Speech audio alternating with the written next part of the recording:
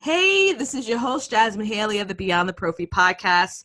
And our guest for this episode is someone very, very dear to me who has had a huge impact in my professional and personal journey. And she came into my life when I was literally a hot mess. This is Naketa Thigpen. She is a licensed social worker. She's regarded as the #1 balance and relationship advisor in the world, and I can attest to that. She is the CEO of ThigPro Balance and Relationship Management Institute, a global personal development company headquartered in Philadelphia, PA, whoop, whoop, that is revivifying the industry. And let me tell you something. This amazing woman has taught me so much. One of the key things that she has done, she's ignited to activate others. She's the author of the personal transformation book, Selfish, Permission to Pause, Live, Love, and Laugh Your Way to Joy. She's a podcast host, a sought-after keynote speaker, wife, mother, and G-Bunny, grandmother for those that don't know what that is, who's been featured on the Lifestyle Channel and recipient of the NAACP Award as one of the 101 top influencers in Philadelphia, along with other notable awards and appearances. I can't say enough about how much I love this woman. Thank you, Naketa, for being on the show. Thank you so much, Jasmin, for inviting me. I've been waiting to be on your show, so I'm so excited. Thank you so much. You know, I've got to tell everyone, first of all, how you came into my life. It was in my opinion, I feel like it was a divine meeting, because I actually went out of my way to drive to Philadelphia to go to a conference that was not for dental professionals. Okay, these are like techie millennial people. What in the world was I doing there, right? And I went there because there was a mutual friend, and she has a friend that lives in Philadelphia. She had a conference. I attended that. You were one of the speakers. And I was like, oh my gosh, like, oh, she is amazing, right? So I knew of my event coordinator. Her name is Jamie. And we were talking, and she was like, you should really meet Naketa. And I was like, really? Like, I knew what that was. Like, oh my gosh, like, like cool and everything. She was like, no, you should really meet with her. And she walked me up to you, and we met. And I remember, like, the first conversation I had with you, my first year of business was, I didn't know what in the world I was doing. I didn't have the confidence I needed to be who I am meant to be. I did not understand how to navigate being a wife, being a mother, and being a business owner. And you poured into me, Naketa, when I had nothing to give, literally. And Jasmin, don't make me cry. I'm serious. Don't make me cry. Shoot. You poured into me when I was lost, and you gave me a foundation that will be a part of me for the rest of my life. I want you to know that everything that I achieve, regardless of who I work with or collaborate with, is because of you. A lot of it is because of you. Yes, God has blessed me in many ways with gifts, and I have had the opportunity to have the amazing experiences I've had, but you were instrumental on bridging that gap that we were just talking about for me. So you introduced me to many people like Natalie, and you just gave me a safe place, and I needed that. So when I tell you that as women, when we're building a business and we're striving to make our mark in the world, we have to take a look at ourselves in a holistic way. And that's what you do. You are phenomenal at that. Oh, thank you, Jasmin. My little bit of mascara is going to be all over my yellow skin. Like, what in the world? No, I'm silly. But I'm so honored by your truth. And I thank you for that. And I thank you for, more than anything, just allowing me to be in that space of vulnerability with you, because those are my gifts, and I'm privileged with the opportunity to use them when people like you just sit back and allow, right? So thank you for allowing, because you could have been resistant and said, nope, I don't know you. I don't want to know you. Yeah, I hear what you're saying, but I'm just not ready for change. I don't want that kind of change. Or worse, that's not the change that I need right now in my life. So I'm very grateful for you. And as mutually respectful to the process of divine intervention as you are, I stand in agreement with that wholeheartedly, because each one reach one. We build together and we win together, and we are winning together. It doesn't matter who's doing what, who's more visible or whatever. When you are willing to be in a space where you can be vulnerable, you can be impactful. And because of that, we are winning together. So thank you for that as well. Thank you. Naketa is an inspiration of lipstick, loops, and cupcakes. She's an originator, okay, of her of her coaching and cupcakes, and what she does for people, for high-level executive women and ambitious women that are out there. So listen, y'all need to put the kids away, do whatever y'all need to do, because you need to listen to the words that this woman has to say. So we're going to dive in. Let's get it. All the way in today. And we're going to talk about some of the work that you've done, because let me tell you something. Naketa was the first person I've ever seen in my life take a 6-week vacation and say, listen, y'all, you can email me all you want. Mm-hmm. Do what you got to do before I go on vacation, because if you communicating while I am on vacation, I am not available. That's so true. Boundaries. Woo, child.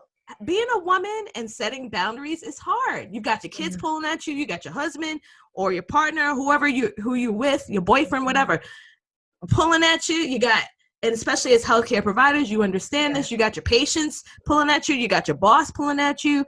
And then you just feel so defeated. You feel so defeated. So let's first dive into those boundaries. Absolutely. But also, like you say, this is one of yours, having that permission to pause, right? Yes. Oh, I love you so much for being a part of the language. It's so important. We were joking off camera, guys, about I use the B word a lot for boundaries, right? Partially because I'm the minister that gets kicked out of churches. So I like to say things that are very Naketa, but also very controversial, like, what, B? But I'm talking about boundaries, right? But it sounds like I'm going somewhere else with it. Like that's why you keep getting kicked out of churches, Naketa. Like, this is what happens. Boundaries are so key. Like, for us, just to back up for a second, for me, like, I've been known in a lot of circles as like the balance lady, the queen of balance, all that kind of good stuff. Balance in relationships is my jam all day long. And for me, balance is not 50-50, right? Like, it's not about 50% you, 50% me, 50% work, 50% life.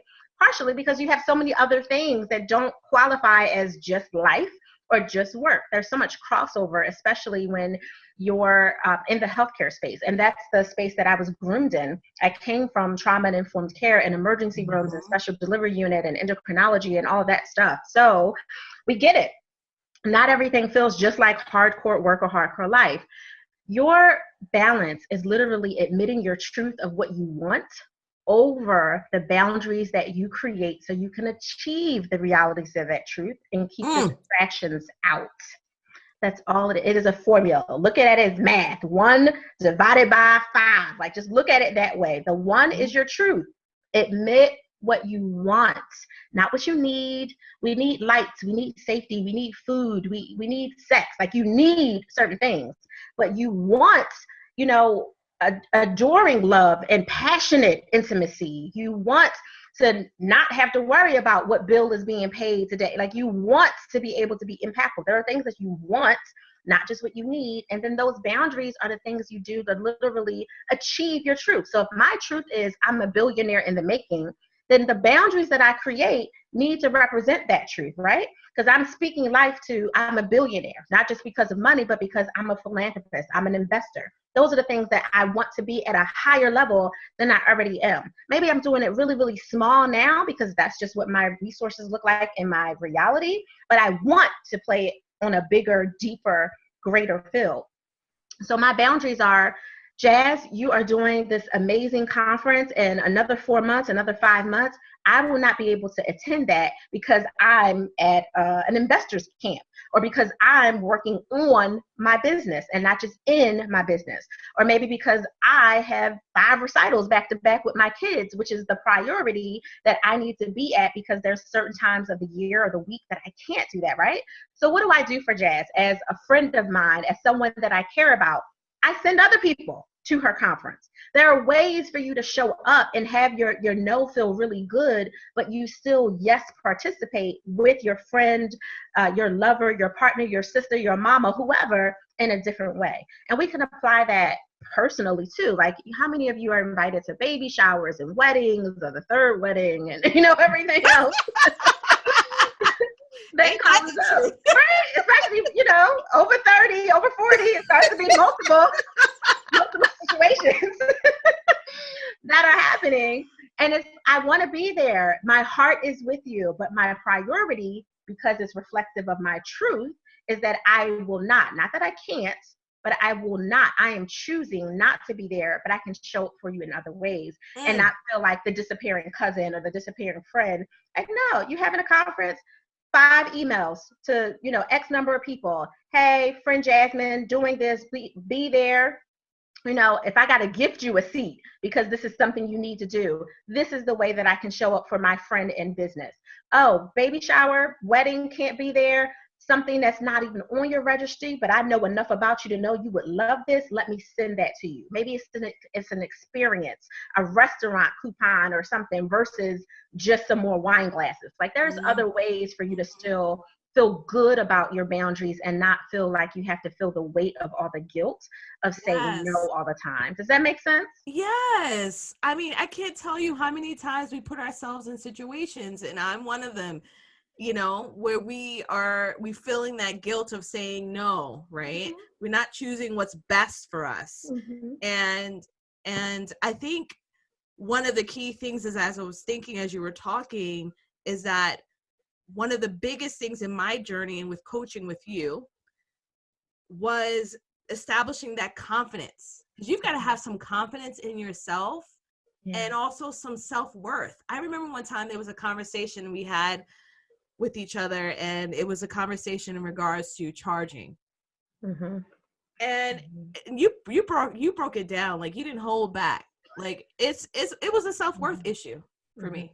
It was a self-worth issue. It's that I didn't value myself enough to have those difficult conversations, because for me it was difficult, right? And ask for that. And I think that we don't value ourselves enough to establish those boundaries and to choose what's best for us. As women, we struggle with that. And it's hard. It's really hard. And I will piggyback off the fact that the reality is I could speak to that because I've been through that, right? Mm-hmm. Like, I'm a clinical social worker by foundation, and I'm so extremely proud of all the work that I put in to get that, and the postdoctorate degrees and everything else that followed after that. But I wasn't taught, to ask for what I want. It was, how can we find a workaround for everything? Everything, as a social worker, everything is a resourceful workaround. That's all it is, right? Like, how can I make sure this person doesn't have to go home and sleep on a mattress? How can we get them some clothes and some this? And, medically, how can I get them the right durable equipment that they need to be able to get into the house if they can't walk? And, just all those different things. So I went through it too. I went through having to go from making, $40, $50, and $60,000 a year gross. So we're not talking about what my take home was after medical benefits, the taxes, and everything else. Going from that to being able to now say, like, no, one-on-one coaching with me and an intimacy amplifier is $45,000 a year for one-on-one coaching. And group is this, and masterminds are that, and everything in between. And event experiences, because you and I both do experiences. We don't just do events. Those experiences, those tickets, on a good day, because you're a part of the circle already, are $600. But if you're not part of the circle, they're well over $1,200. Like, how do you move from that space to this one? And it was part of my work journey as well. Like, I had to step into that and do the work, just like you invested in yourself with time, energy, and resources to do the work in the incubated space that we created. Other people have to be willing to do the work too, and not put up the front of, oh, I don't have no issues asking for money. I had someone recently tell me that. I don't have any issues. I come from network marketing. I'm used to that. That's their issue if they don't want the product. But network marketing, which is fine if that's how you make your money, is very different than it is now your brand. Because they're not just rejecting the product or the service of that company that you have created a micro business under, which is fine if that's how you choose to make your dollars. There's a lot of great products through network marketing. But now when they reject FigPro, well, FigPro is from Thigpen, right? Like it's from Naketa Thigpen. So if you say, I don't like this product or this service, or I didn't like how this showed up for me or what worked, it is very easy for me to internalize that and absorb that as something that I did wrong and that I am not good enough and maybe I am not worthy to provide this service or this thing. And then I could start saying, oh, well, maybe I should just charge $100 a program or an hour or whatever it is. Or give it for free. Or give it for free. Sometimes we do that. Exactly. Over and over again. Like, exactly. It's beyond just providing, like, we all have things that we donate our time to. Of course. That's okay. But when you do it repetitively where it harms yourself, that's a problem. Oh, child. And the reality is we can't, as women in business, when you have a business and not a hobby, right? And I get that we all came into our businesses because we wanted to help. We want to help, period, point blank. There's no question about that. And if you have a business and you don't want to help, you probably should be in business, right? Like you created a product or service because you want to help people use that to do something they couldn't do before as efficiently, at least, without your product or service, right? Because of that, we can't keep creating these service and products for people, this time that's coming from us pulling away from our family, and then claim that we feel really good doing it. And, oh, I just feel really good helping, when your family doesn't see you because you're out doing all of this.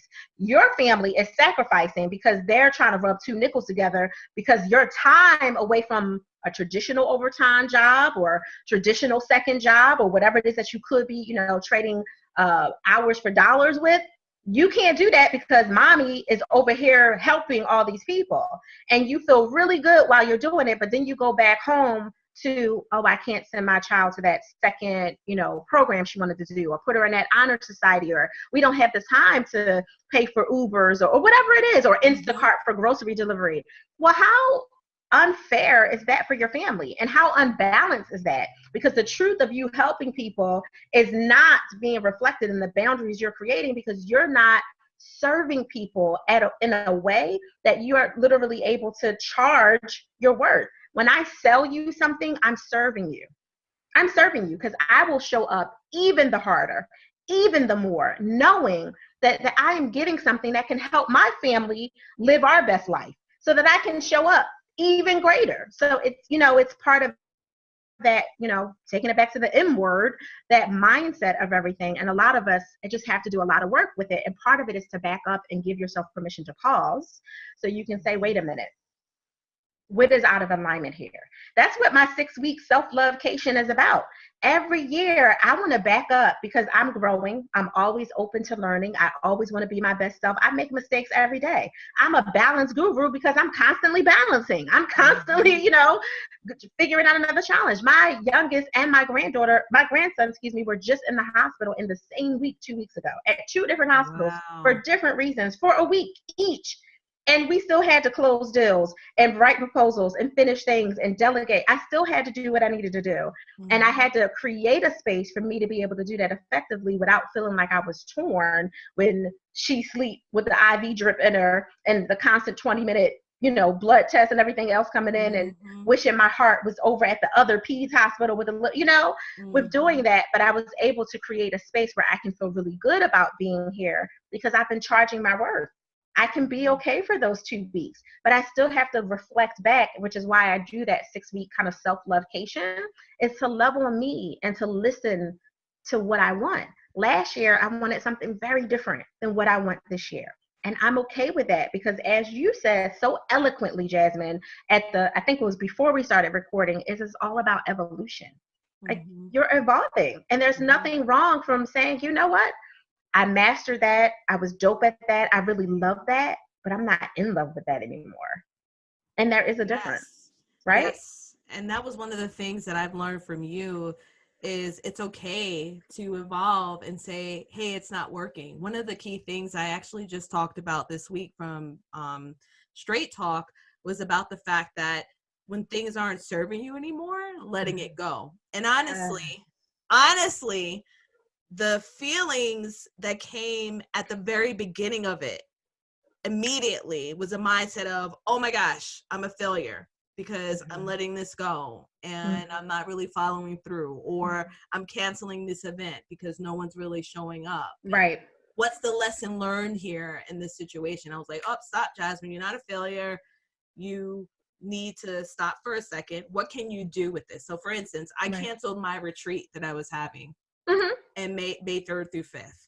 I'm fine with that. Why? Because I switched over the photographer into, instead of doing event photography, we're doing a family photo shoot on the beach, and my family and I are going for that weekend. Yes. So even though I didn't get the sign up saying, yes, I invested this, lots of money.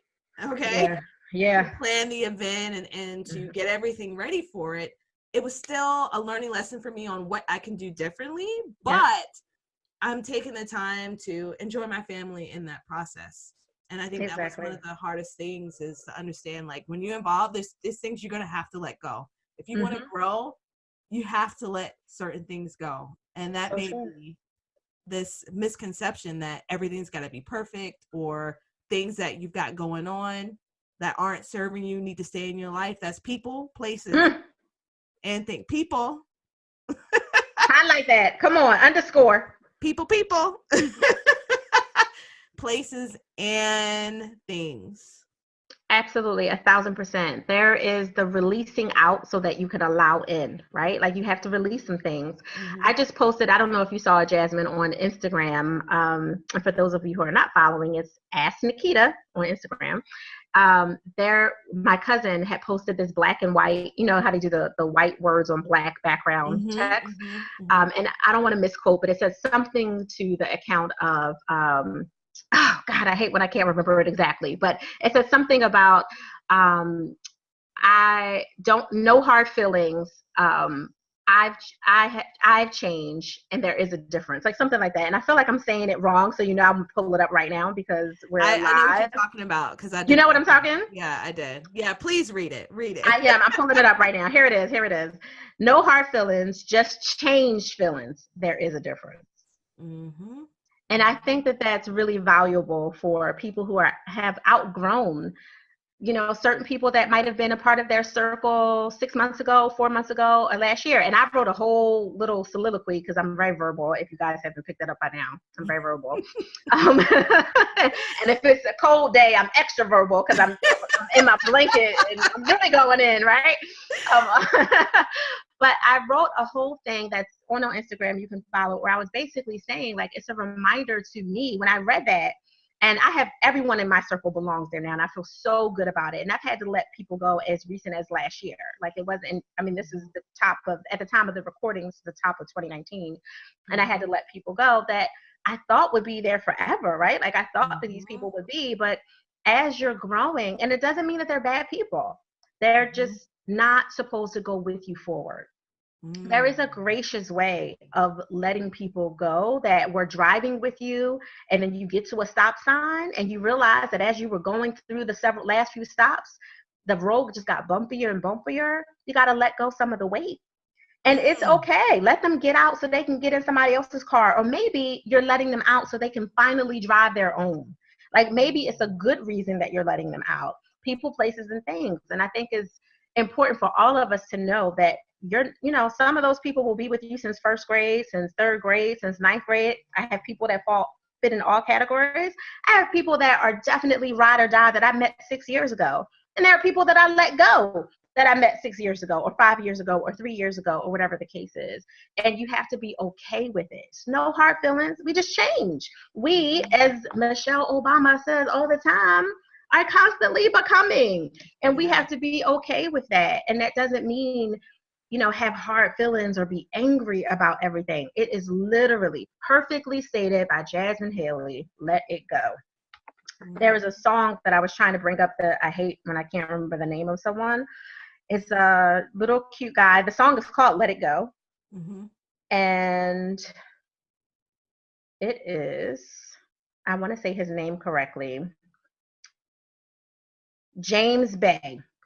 And I think the album is called Chaos and the Calm. So when you have a chance on your Spotify, wherever it is you listen to music, pull up Let It Go by James Bay. It is a perfect song. He's talking to a girlfriend about, you do you and I do me. Because at this point, it ain't working no more. And we just need to keep it moving. And you can apply it to business, to clients, to power partners, strategic partners, JV part. You can apply it across.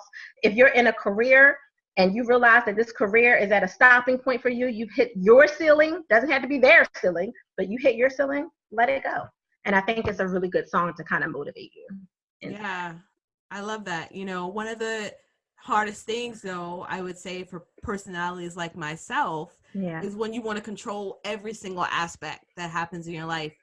And I have seen countless of times when I've let it go, these opportunities that I didn't even think were present, come my way. And it's every single time, without fail, it happens. And so a lot of the blessings that could be in our life, and I want the listeners to really hear this, it may not be so-and-so or X, Y, and Z as the reason why these blessings aren't coming to your life. It could be you. You the problem. And there's so many times that we self-sabotage or we let fear, as Elizabeth Gilbert talks about in her book, drive the car. Fear is driving it. Like, they can be a passenger, they can be in the back seat. It does show up in our lives, but are they in that driving seat? And a lot of times we do it to ourselves constantly. I 1,000% agree. And that's where that pause comes in, right? Like, if you're so busy being full speed ahead and just going, productive, with the glue of busy in between, because all busy ain't productive, we know that. But, that glue, right? That glue of busy is in between the productive, making us feel like we got so much going on, so much more than maybe it really is. Showing up for us. If that's what we're doing, then there's a lot of things that we're purposefully able to hide from. And we can hide from the fact that fear is driving that car, because as far as we're moving, we're grooving, we're going, we're picking up people, places, and things along the way. So in your mind, it's all good. But the reality is you're not driving. The love that you were created from, and I mean that from a spiritual space, not necessarily from your fleshly, earthly parents, but the love that you were created from is not driving that car. And it always should be, because that is your purpose space. Right? We're all out here, where's my purpose? It's in there.